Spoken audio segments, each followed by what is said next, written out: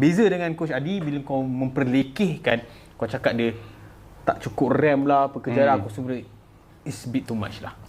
Untuk someone yang se-professional Coach Adi, untuk buat lawak benda macam ni, Aku rasa tak make sense lah. aku rasa dia a bit too much lah. Aku jadi Coach Adi, kalau aku still akan bekerja dalam organisasi dekat MPL and then dekat negara orang, aku rasa aku takkan keluar statement ni, melainkan aku dah akan di-farewell. Tu je lah bagi aku. Yalah.